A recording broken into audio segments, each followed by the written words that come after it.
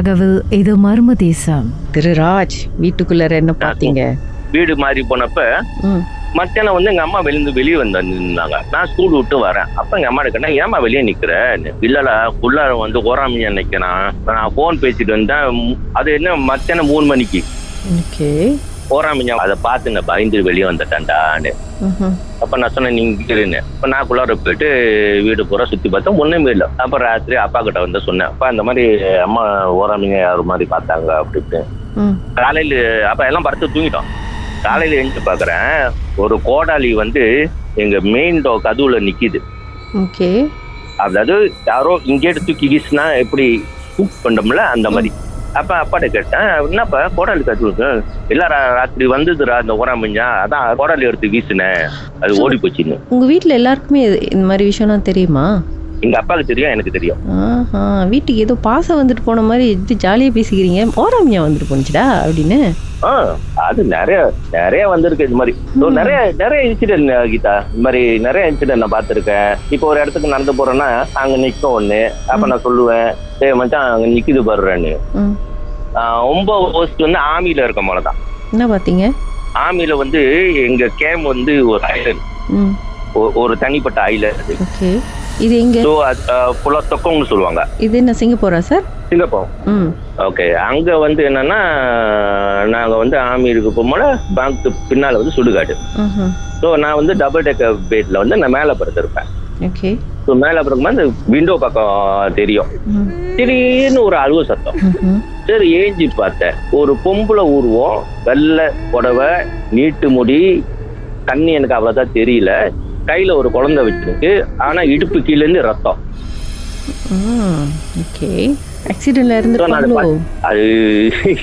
அது எனக்கு no clue. அத நான் என்ன செஞ்சேன், அதை முறைச்சு பார்த்துக்கிட்டே இருந்தேன். ரொம்ப நேரம் பார்த்துக்கிட்டே இருந்தேன். பார்த்துட்டு தெரியல, அப்படியே தூங்கிட்டேன். ஸோ நான் என்ன செஞ்சேன், மரம் என்ன செஞ்சேன், மேல கட்டுல இருந்து கீழே கட்டுக்கு வந்து பேய பார்த்து லுக்கு விட்டு பதிலுக்கு பதில் முறைச்சி அப்புறம் ரிலாக்ஸா தூங்கின ஒரே ஆள் நீங்களா தான் இருந்திருப்பீங்க. அதுதான் சொன்னேன், நான் வந்து பேயை பார்த்து பயப்பில்லை, பேய் என்னை பார்த்து பயப்படுது. நான் எத்தனை பேயெல்லாம் பயன்படுத்தி வச்சிருக்கீங்கன்னு தெரியல. அப்புறம் மறுநாள் வந்து நான் செஞ்சேன், மேல மெத்தையை விட்டு இந்த ஒபோசிட் சைட்ல வந்து கீழே உள்ள மெத்தையில படுத்துட்டேன். படத்தை ஒரு படம் ராத்திரி பூரா பிடிச்சி அமுக்குது என்னமோ மேல உட்காந்துட்டு அமுக்குறதுக்கு, ஆனா கண்ணை திறக்க முடியல. முறைப்பியா அதனால அப்படின்னு சொல்லி கண்ணை திறக்க விடல போல. அப்புறம் என்ன திடீர்னு ஏஞ்சனா, என்னோட பெட் மேல வந்து பிளாஸ்டிக் இருக்கும், பிளாஸ்டிக் மேல பெட்ஷீட். நம்ம கிட்ட ஒரு வாளி தண்ணி ஊத்துனா எப்படி மிதக்கமா அந்த மாதிரி மிதக்குது. என்னது மிதக்குது? தண்ணி. அவ்வளவு வேர்வை சிந்திருக்க. வேர்வை சிந்தனா இல்ல யூரின் பண்ணனா என்னன்னு எனக்கே தெரியாது. அவ்வளவு ஒரு வாளி தண்ணி ஊத்தினா எப்படி இருக்குமோ அப்படி மிதக்குது அந்த பிளாஸ்டிக் மேல. சோ நான் என்ன செஞ்சேன், எங்கிட்ட டாய்லெட்டுக்கு போனேன். டாய்லெட் வந்து கொஞ்சம் தூரம் இருக்கு. அதுக்குள்ள போறப்ப அது காலையில 1 மணி 3 இருக்கும். டாய்லெட் யாரோ குளிக்கிற சத்தம்.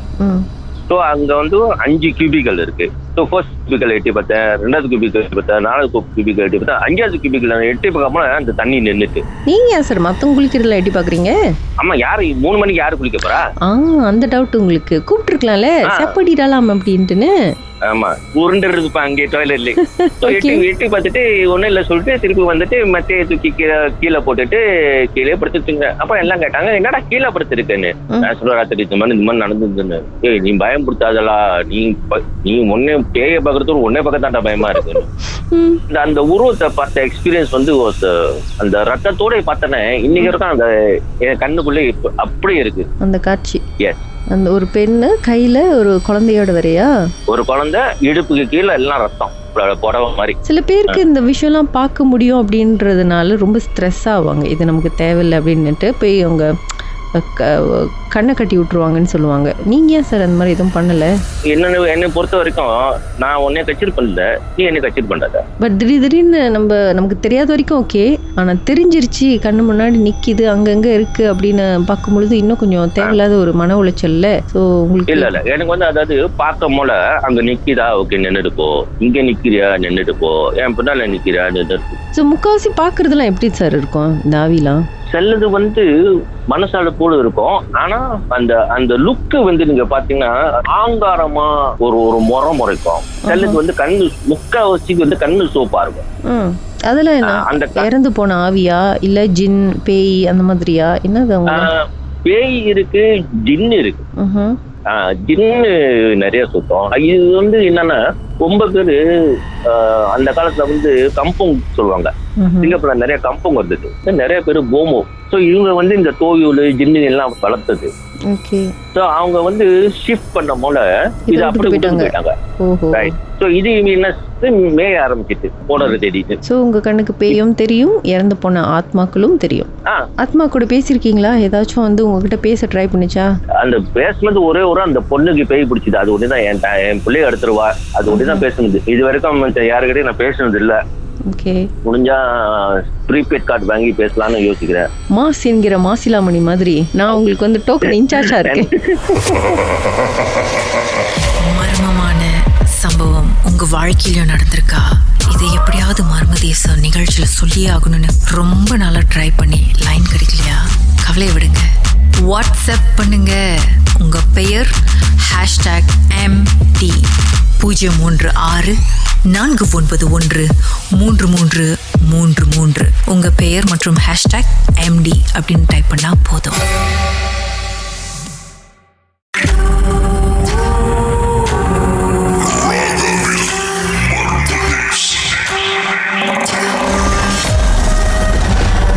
என்ன சார் நடந்தது உங்க வாழ்க்கையில சொல்லுங்க. எனக்கு இன்ன வரைக்கும் அந்த விஷயம் வந்து மறக்க முடியலக்கா. ஆக்சுவலி வந்து இதுல வந்து மர்ம தேசமும் லைட்டா இன்வால்வ் ஆயிருக்கு. என்ன சார் சொல்றீங்க?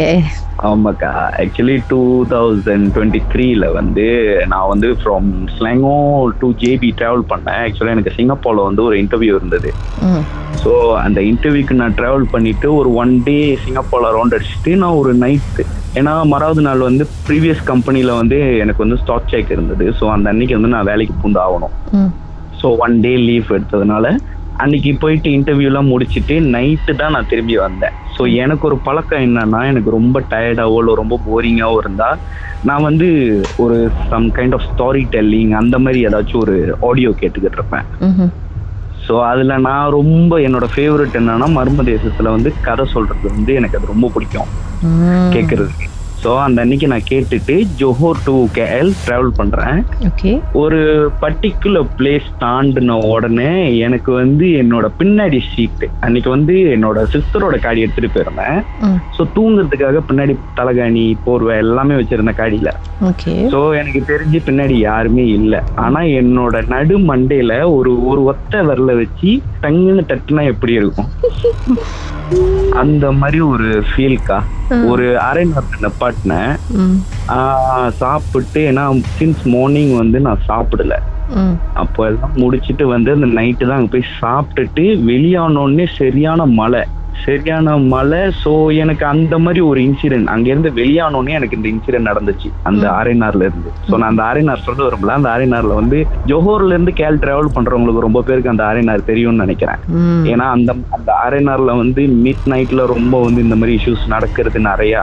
ஸோ வந்து எனக்கு அப்ப தெரியாது, நான் ஸ்டில் நியூ இந்த இடத்துக்கு. உங்க நடு மண்டையில டங்குன்னு யாரோ தட்டன மாதிரி இருந்துச்சு சொன்னீங்களே, திரும்பி பாத்தீங்களா இல்லையா? இல்லக்கா, நான் திரும்பி பார்க்கல. எனக்கு அந்த ஒரு, ஏன்னா நான் ஆல்ரெடி வந்து இங்க வந்து ஒரு பேய் கதை கேட்டுட்டு போய்கிட்டு இருக்கேன் அந்த அன்னைக்கு. அப்ப வந்து நான் நினைக்கிறேன், எனக்கு சரியா ஞாபகம் இல்ல, ஹோம் ஸ்டே பத்தி ஒரு இது அந்த கரெக்டா அந்த ஒரு இதுல வந்து நான் கேட்டுட்டு போய்கிட்டு இருக்கேன்னு நினைக்கிறேன்.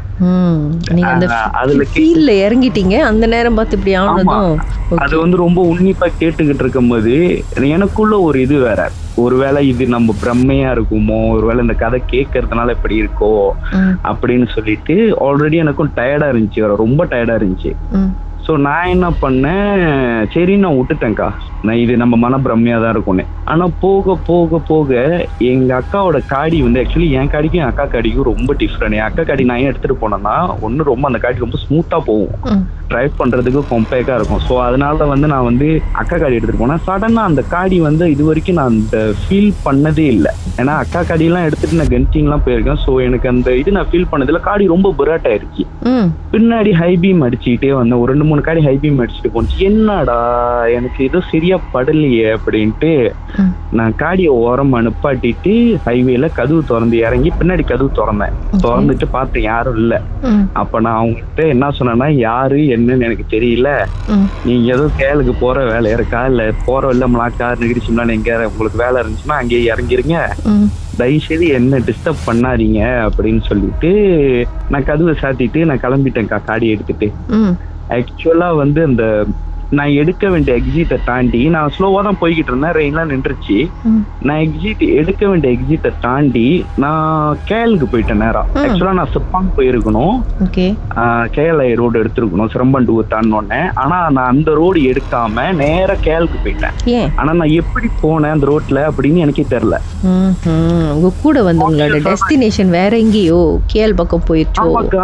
கரெக்டா வந்து அந்த ட்வின் டவர் இருக்கிற அந்த ஏரியா இருக்குல்ல, எனக்கு சரியா அந்த இடம் பேரு ஞாபகம் இல்ல. அந்த ஏரியா வந்த உடனே அது வரைக்கும் காடி பிராட்டா இருந்த காடி ஆக்சுவலி 3 தடவை நான் எண்ணெய் ஊத்துறேன் அந்த காடிக்கு. ஃபீல் பண்ண ஃபுல் டேங்க் நான் அடிச்சேன். அவ்வளவு பராட் ஆயிருச்சு. கேஎல் சிட்டி தாண்டோடனே அந்த ரோடு வந்தோடனே எனக்கு தெரிஞ்சிச்சு, ஓகே நம்ம ஏன் இங்க வந்தோம். நான் ஒரு சைட்டு காடி நிப்பாட்டிட்டு யோசிக்க ஆரம்பிச்சிட்டேன், நம்ம ஏன் இங்க வந்தோம் முதற்கொண்டு, இங்க வந்திருக்க அவசியமே இல்லையே அப்படின்னு. மணி என்ன இருக்கும் கேளுக்கு வந்து? மணி ஒரு 2-3 ஆச்சுக்கா நான் வரும்போது. வந்து சேர்ந்த பிறகுதான் யோசிக்கிறீங்க ஏன்டா வந்தோன்னு இந்த ஏரியாக்கு. ஆமா, நான் வந்ததுக்கு அப்புறம் தான் யோசிக்கிறேன், ஆக்சுவலி நான் இங்க வந்திருக்க தேவையே இல்லை, நான் ஏன் இங்க வந்தேன் அப்படின்னு. சரி ரொம்ப யோசிக்க வேணாம், நாளைக்கு காலைல வேலை அப்படின்ட்டு நான் காடி எடுத்துட்டு வீட்டுக்கு போயிட்டேன்க்கா. வீட்டுக்கு போயிட்டு நான் என்ன யோசிச்சேன்னா, என்னோட டயர்டுனாலையும் என்னோட இதுனாலையும் பிளஸ் நான் அந்த கதை கேட்டுட்டு இருந்தனால என்னோட மைண்ட் செட் அந்த மாதிரி ஆயிடுச்சு, ஏதோ ஒண்ணு ஃபாலோ பண்ணது போல அப்படின்னு நினைச்சிட்டு நான் கை காலெல்லாம் கழுவிட்டு போய் படுத்துட்டேன்க்கா. காலையில வந்து சொன்னேன் அக்கா எங்கிட்ட சத்தம் போடுறாங்க. நான் கரெக்டா வெளியே வரேன். அக்கா என்ன சத்தம் போட்டாங்க, ஏன் சத்தம் போட்டாங்கன்றத பாட்டுக்கு பிறகு பேசுவோம். ஓகேக்கா.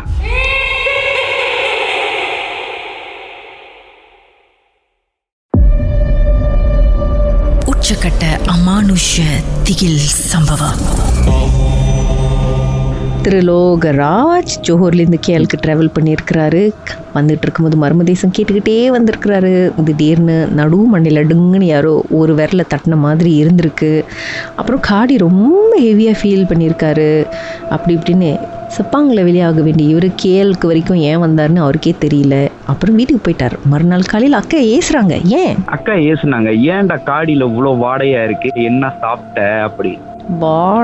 எனக்கு ஒண்ணுமே புரியலக்கா. ஒரு மாதிரி நானும் போயிட்டு கதவு திறந்து என்ன எனக்கு எதுவும் தெரியலையே. ஏன்னா காடியில வந்து நான் 2 பெர்ஃப்யூமர் வச்சிருந்தேன், கிராப் பெர்ஃப்யூமர். அது 2மே நான் ஆன்ல தான் வச்சிருந்தேன். ஆனா எனக்கு தெரியல, அந்த கதவு திறந்த உடனே ஒரு சைட் அக்கா, ரைட் சைட் அக்கா நிக்கிட்டு கதவு திறந்திருக்காங்க, லெஃப்ட் ஹேண்ட் சைட்ல நான் கதவு திறக்கிறேன். சரியான வாடை காடியில. ஏதாவது சாப்பாடு ஏதாவது நீங்க புங்கூஸ் பண்ணி அந்த மாதிரி ஏதாவது? இல்லக்கா, நான் அந்த ஆர்என்ஆர்ல கூட நான் ஆர்என்ஆர்லயே தான் உட்காந்து சாப்பிட்டு வெளியாகுனேன். நான் காடியில சாப்பாடு எடுத்துட்டு வரவே இல்லை. சோ கார்ல உள்ள வாடை வந்து சாப்பாடோட வாடையா இல்ல ஏதாவது அழுகி போன மாதிரி ஒரு அழுவி போன வாடை. அக்கா ஏசுனாங்க. ஏசிட்டு எனக்கும் ஒன்றும் புரியல. நான் வேலைக்கு போயிட்டு மறுநாள் வந்து எங்க மாமா ஒருத்தர் வந்து சாமி ஆடுவாங்க.